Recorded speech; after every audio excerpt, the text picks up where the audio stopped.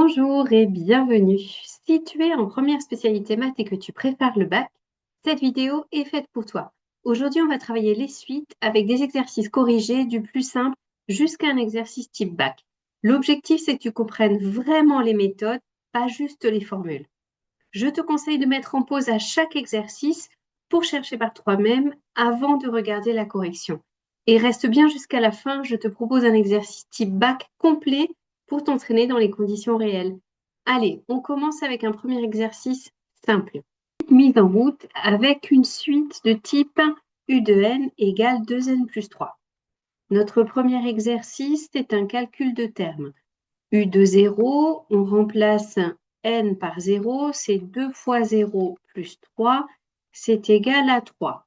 U de 1, on remplace n par 1, c'est 2 fois 1 plus 3, c'est donc 5. Et U de 5, on remplace n par 5, 2 fois 5 plus 3, c'est égal à 13. La suite est-elle croissante? Pour savoir si la suite est croissante, on calcule U de n plus 1, c'est égal à 2n plus 1 plus 3, c'est égal à 2n plus 2 plus 3, c'est égal à 2n plus 5. On va étudier maintenant la différence entre un plus 1 et un, et si elle est positive, alors la suite est croissante. Nous avons 2n plus 5 moins 2n plus 3. Attention aux parenthèses. Nous avons donc 2n plus 5 moins 2n moins 3. On peut simplifier les deux n et il nous reste 2. La différence est donc strictement positive. Donc, u de n plus 1 moins u de n, c'est strictement positif, ce qui signifie que u de n plus 1, le terme suivant, est toujours strictement supérieur à u de n, donc la suite est strictement croissante.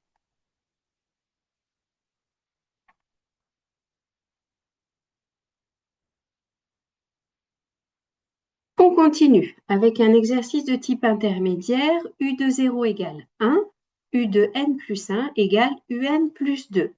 Toujours pareil, on commence par un calcul de termes. U de 1, c'est égal à U de 0 plus 2, c'est égal à 1 plus 2, c'est égal à 3. U de 2, c'est U de 1 plus 2, c'est donc 3 plus 2, c'est égal à 5. U de 3, U de 2 plus 2, c'est égal à 5 plus 2, c'est égal à 7. Quelle semble être la nature de la suite? 1, 3, 5, 7, la suite semble être croissante. On peut repérer U de n plus 1 égale U de n plus 2, c'est une suite de type arithmétique. Je passe d'un terme au suivant en ajoutant la raison 2. La suite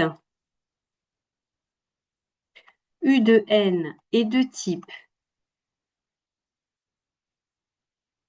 arithmétique.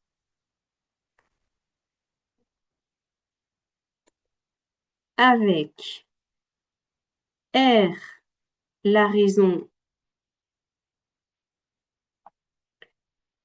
égale 2 et le premier terme U de 0 qui est égal à 1. La raison est strictement positive puisqu'elle est égale à 2. Donc la suite est strictement croissante.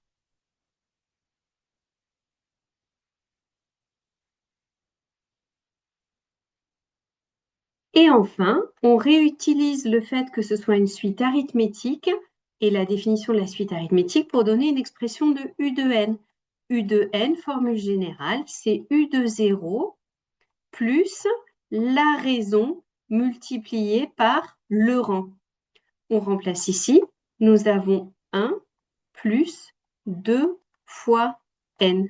C'est donc égal à 2n plus 1. Allez, un exercice un tout petit peu avancé.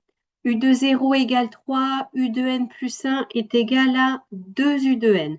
Et on doit calculer les trois premiers termes.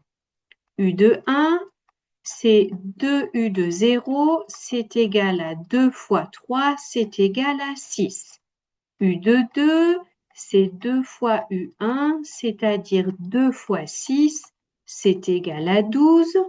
U de 3, c'est 2 fois U de 2, c'est donc 2 fois 12, c'est 24. Quelle est la nature de la suite? On passe d'un terme au suivant en multipliant par une constante.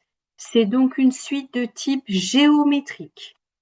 U de n est une suite géométrique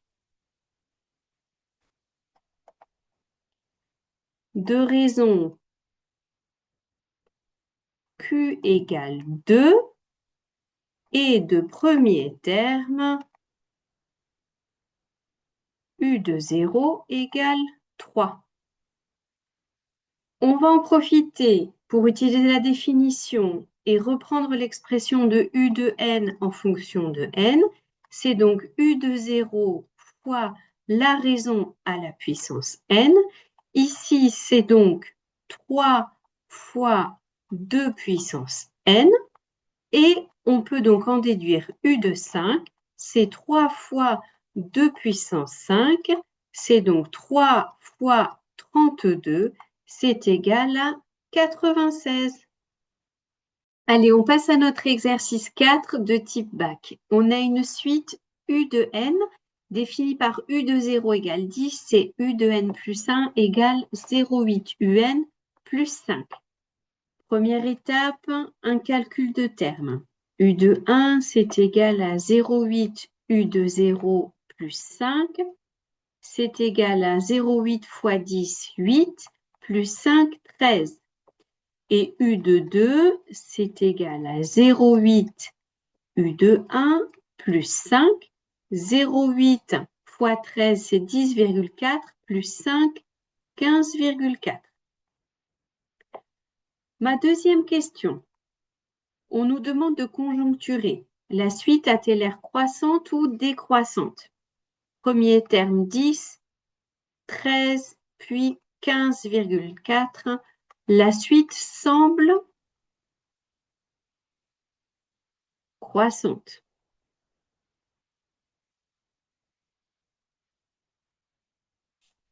Maintenant, on cherche un point fixe. On considère le nombre L tel que L est égal à 0,8 L plus 5. On doit donc résoudre cette équation et interpréter le résultat. L égale à 0,8 L plus 5. Je mets tous les L d'un côté, tous les nombres de l'autre. J'obtiens donc 0,2 L qui est égal à 5. J'ai fait 1 moins 0,8. Et pour pouvoir isoler L, je dois tout multiplier par 5. Donc L, c'est égal à 5 fois 5, c'est égal à 25. Notre point fixe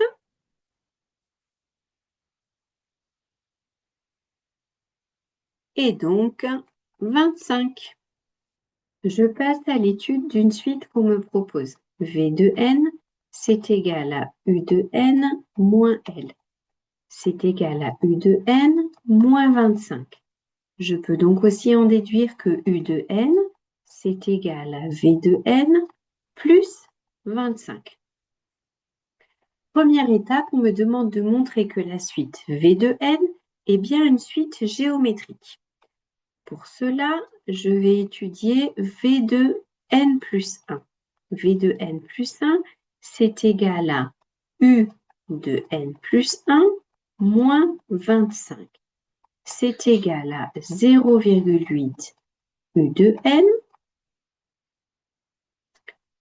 plus 5, pardon, moins 25. C'est égal à 0,8 U de n moins 20. Je peux maintenant remplacer U de n par son expression avec V de n. J'obtiens 0,8 V de n plus 25 moins 20. C'est égal à 0,8 V de n plus 20 moins 20. Il me reste 0,8 V de n. Je trouve bien que je passe d'un nombre au suivant en multipliant par une constante. La suite est bien géométrique.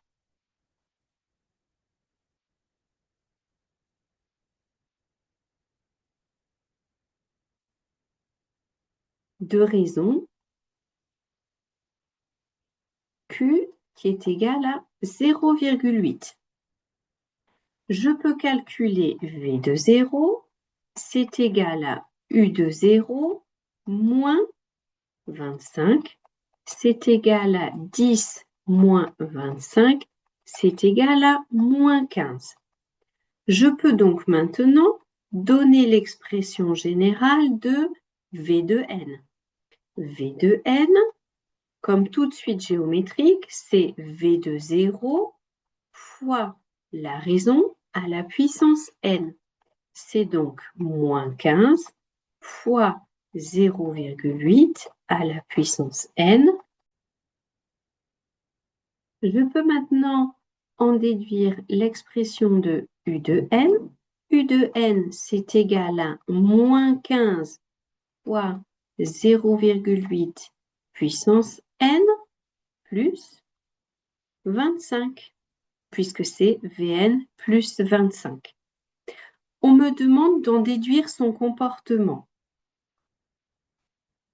Donc, quand n va tendre vers l'infini, 0,8 puissance n va tendre vers 0, et donc ce premier facteur va tendre vers 0, et donc ma suite un va converger vers 25.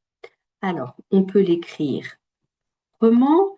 La limite quand n tend vers plus l'infini de 0,8 puissance n, c'est 0. Donc, la limite quand n tend vers plus l'infini de U de n, c'est 25. La suite converge vers 25. C'est tout pour cet exercice.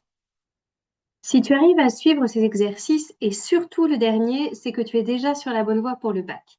Les suites demandent un peu de méthode et d'entraînement, mais avec les bons réflexes, ça devient beaucoup plus simple. Dans la prochaine vidéo, on ira plus loin avec des exercices encore plus proches du niveau bac, notamment sur les démonstrations et les raisonnements. Donc pense à t'abonner pour ne pas la rater. Si tu veux être accompagné pas à pas pour progresser plus vite, je propose aussi des cours en visio. Le lien est en description sous la vidéo.